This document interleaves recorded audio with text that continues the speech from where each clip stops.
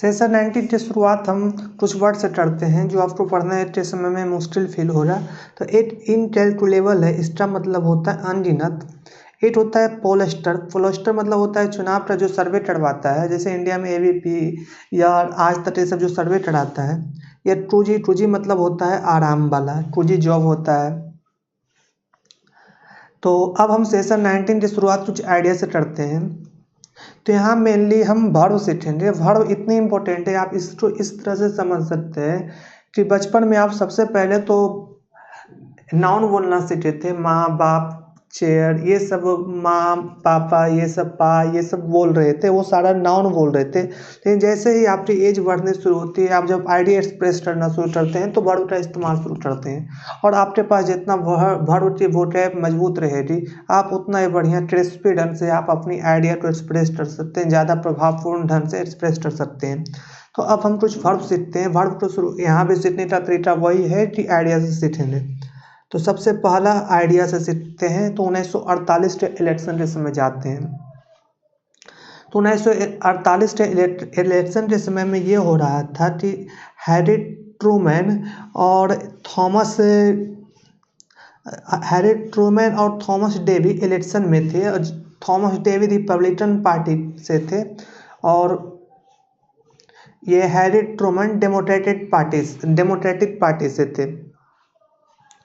तो चुनाव सर्वेक्षण करता ये बोल रहे थे कि हैरी ट्रूमन ये चुनाव गारंटी से हार जाएंगे। तो रिपब्लिकन ऑब्वियस सी बात है, अपोजिट दल वाले हैं, तो वो पूरा खुशी से सहमत थे कि हाँ चुनाव सर्वेक्षण करता सही बोल रहा है। यहाँ तक कि ट्रूमैन के पार्टी के खुद के मतलब डेमोक्रेट पार्टी के टॉप जो डेमोक्रेट है कुछ ये यहाँ तक कि ये भी विश्वास कर रहे थे कि चुनाव सर्वेक्षण करता जो सर्वेक्षण किया है वो सही लगभग आएगा कि ट्रूमैन हार रहे हैं। लेकिन इलेक्शन में क्या हुआ कि वो ट्रूमैन जीत गए।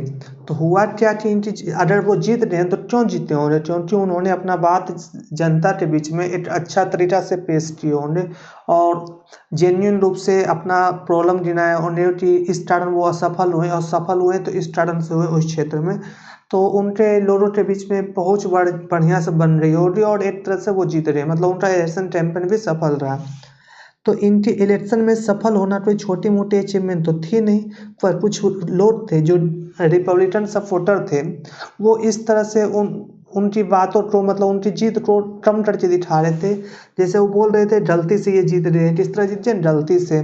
कोई दूसरा बोल रहा था कि अगर टी स्टेट में 12 में से 8 भी वोटर पलट जाते हैं, टी स्टेट पहले समझते हैं। तो टी स्टेट ये होता है अमेरिका में कि कुछ स्टेट हैं वो गारंटी डेमोक्रेट को वोट देंगे और कुछ स्टेट है गारंटी रिपब्लिकन वहाँ से जीतता है। लेकिन कुछ स्टेट जो है जो कुछ माने 6-7 स्टेट या 10 स्टेट ऐसा है जहाँ पर वोटर पलट जाते हैं, कभी डेमोक्रेट जीतते हैं तो कभी रिपब्लिकन जीतते हैं। तो यहाँ क्या हो रहा है, तो यहाँ ये हो रहा है कि अगर वो बोल रहे हैं कि अगर टी स्टेट में कुछ वोटर जो हैं जो पलट जाते हैं तो वापस से ट्रूमैन टाई बेचने चल जाते हैं। मतलब जिस तरह इंडिया में देख रहे हैं कि मोदी के बारे में दूसरी पार्टियां ये बोलती है कि मतलब वापस से चाय बेचने के लिए जाना पड़ेगा, तो उसी तरह से वहाँ क्या बोला जाता था कि ट्रूमैन टाई बेचने के लिए चले जाएंगे। आप ये सब बातें नोटिस करते रहिए, तब आपको समझ में आएगा जो भाड़ आने वाला है।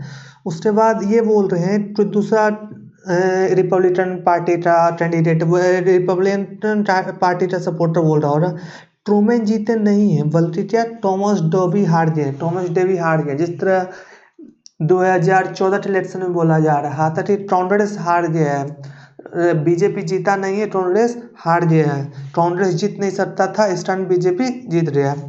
ट्रूमैन जीते नहीं बल्कि farmer manual worker Republican vote ही नहीं उनको दिए, इसलिए ट्रूमैन जीत गए। तो कुछ बोल रहा था इस तरह से कि फार्मर मैनुअल वर्कर जो रिपब्लिकन का बेस था वोट, जो रिपब्लिकन को हमेशा से वोट करते हुए आ रहे थे, उन्होंने वोट ही नहीं दिया, आराम से सुस्ताए हुए रहे, इस तरह ट्रूमैन जीत गए। बला वाला बहुतों सारा रीजन दिया गया होगा। तो ये सारा जो रीजन है वो रिपब्लिकन समर्थक दे रहे थे, और ये रिपब्लिकन समर्थक क्या कर रहे थे, रिपब्लिकन समर्थक ट्रूमैन टे अचीवमेंट जो छोटा टर्चे दिखा रहे थे, विलिटिल टर्चे दिखा रहे, तो ये एचटीसी टे अचीवमेंट जो छोटा टर्चे दिखाना उसको बोला जाता है डिस्पैरेजिंग। ये वर्ब तो क्या बोलता है, डिस्पैरेजिंग। उसी तरफ सेकेंड आइडिया में आते हैं तो उसी इलेक्शन में थॉमस डेविड का प्रचार करने का तरीका भी अजूबा था, और ये अजूबा इंडिया में तो बहुत दिखने को मिलता है, आप देख सकते हैं नॉर्मली। वो क्या कर रहे थे कि एक वहाँ पर एक एक्ट आया था, थेफ्ट हैरली एक्ट, जो ट्रेड यूनियन के पावर और एक्टिविटी को कम कर रहा था।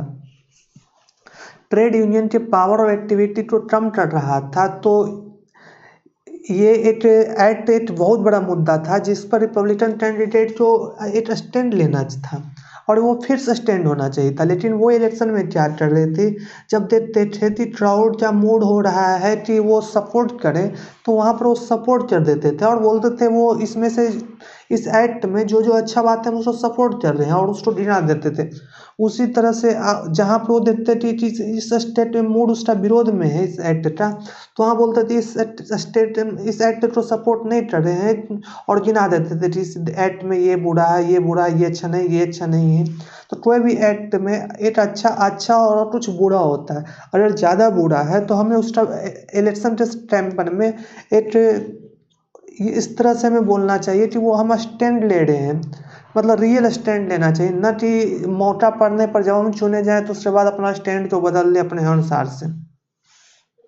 तो क्राउड के अनुसार से जो क्राउड उत्तर जानना चाह रहा था उसी के अनुसार से बोल रहे थे हाँ या ना। जब इलेक्शन कैंपेन में एक फिक्स्ड स्टैंड लेना होता है, ये लिखा हुआ है कि इलेक्शन कैंपेन में क्या लेना होता है, फिक्स्ड स्टैंड। लेकिन यहाँ वो इस तरह बोल रहे थे कि हाँ ना दोनों, मतलब अपना अनुसार से। बाद में जब ये ऑफिस में बैठेंगे तो अपने अनुसार से उनको हाँ उचित लगेगा तो हाँ चढ़ेंगे, ना उचित लग रहा है तो ना चढ़ेंगे। तो यहाँ पर थॉमस डॉबी क्या कर रहे हैं, इक्विवोकेट कर रहे हैं,